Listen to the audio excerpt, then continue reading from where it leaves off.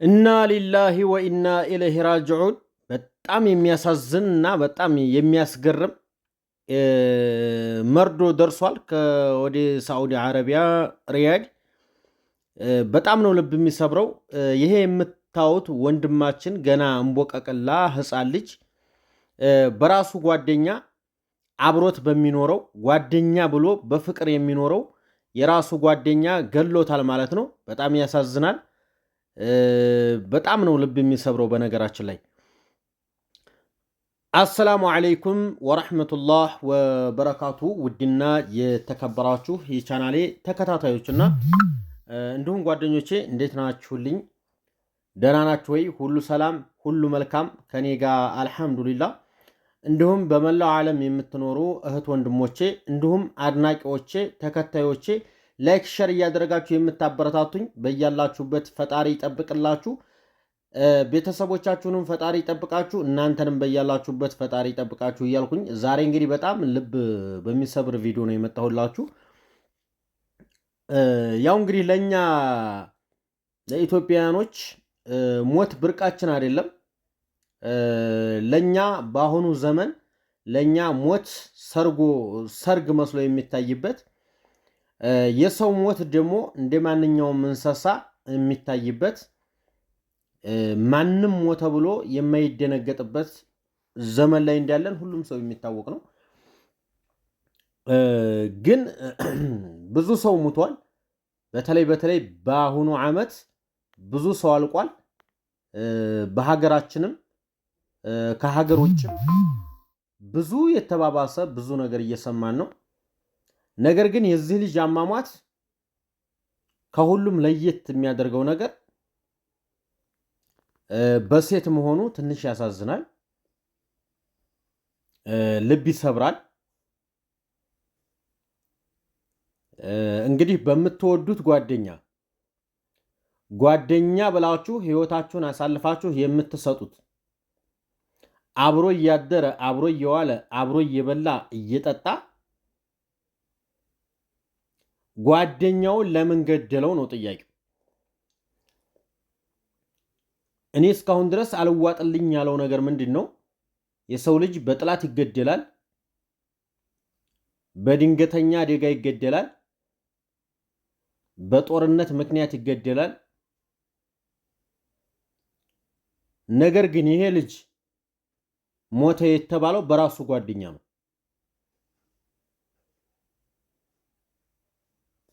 ቆይ ግን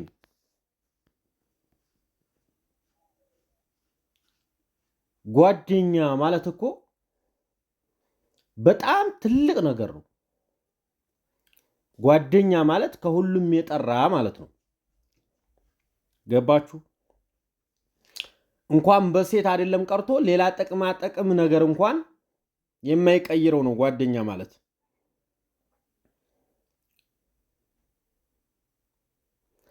ነገር ግን ብዙ ሰው እያለ ያለው ግማሹ በካርታ ጨዋታ ነው ይላል፣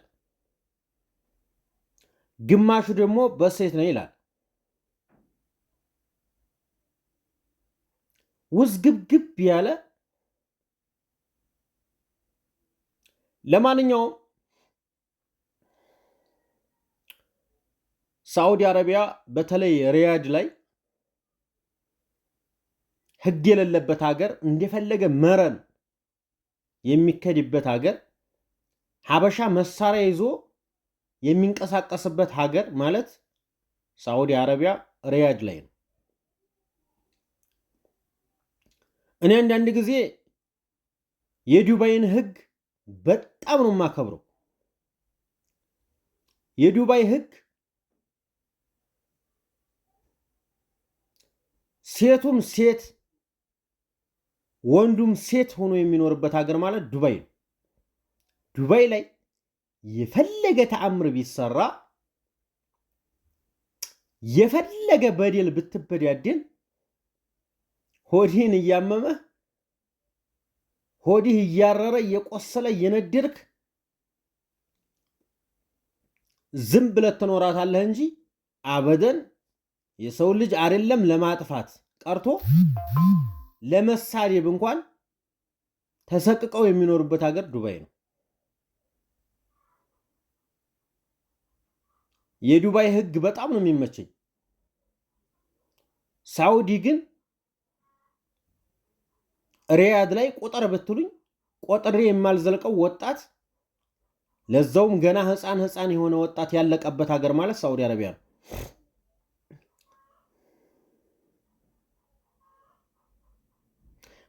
በተለይ ሪያድ ላይ የብዙ ህይወት ያለፈበት መረን የሚኖርበት ሀገር ማለት ሪያድ። የሰው ልጅ እኮ ምንም ጥፋት እንኳን ቢያጠፋ በእርግጥ ጓደኛ ሆኖ ከገዛ ሚስትህ ጋር የሆነ ነገር ከተሰራ አዎ ትዕግስት አይኖርም። ይሄ ልጅ የራሱን ጓደኛ ሊያጠፋበት የተነሳው ትልቅ ምክንያት ሊኖረው ይችላል። ነገር ግን አሁን ላይ ያው ስለሞተ ለሞተው ሰው ብቻ ነው እንጂ የምናራግበው ይሄኛው ሰው ምን አይነት ስሜት እንዳለው ይሄን ሊያደርግበት የቻለው ስሜቱ ራሱና ፈጣሪው ጋር ነው የሚገኘው።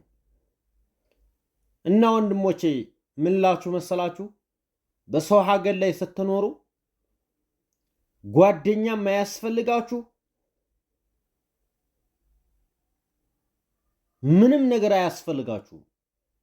እንዲያው አላህ ላለለት የእናቱ ልጅ ጋር ጓደኝነቱንም ወንድምነቱንም ሁሉንም ነገር ከወንድሙ ጋር ቢያደርግ፣ ካልሆነ ደግሞ ሚስጥሩን የሆዱን በሆዱ አድርጎ ብቸኝነት ይሻላል ብዬ ነው የማስበው።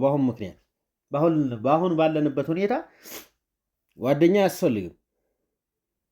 በተለይ ሰው ሀገር ላይ ሆናችሁ ጓደኛ አይነፋም። ማንም ሰው የሚታመንበት ዘመን ላይ አይደለም ያለ ነው እያልኳችሁ ነው።